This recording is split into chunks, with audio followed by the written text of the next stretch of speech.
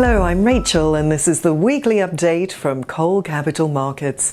Gold prices are currently taking a hit and were $20 lower last Thursday after the more substantial GDP number from the US.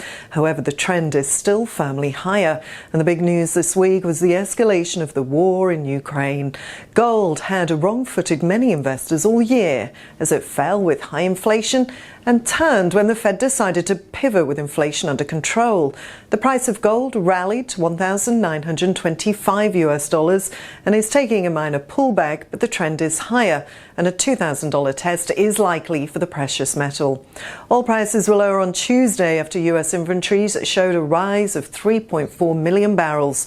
According to the API, US crude inventories rose by 3.37 million barrels during the week ending 20th of January. The API reported back-to-back increases of 7.615 million and 14.865 million barrels in the previous 2 weeks. The German Federal Foreign Minister stated this week that we are at war with Russia, an escalation of the passive support given to Ukraine over the last year. Russia is aware that they are up against NATO.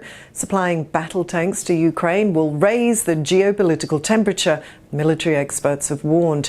US officials announced they would supply 31 M1 Abrams tank to Ukraine following Germany's decision to provide 14 Leopard 2 tanks.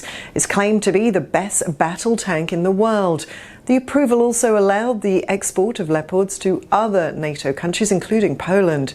Russia has since described the move as a blatant provocation, and recently Russian President Vladimir Putin has warned of the possibility of nuclear retaliation for the West interference in the conflict.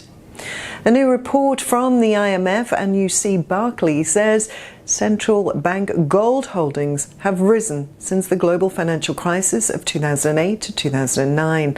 Central banks have been stockpiling bullion over the last 15 years, more than making up for the net sales of the previous decade.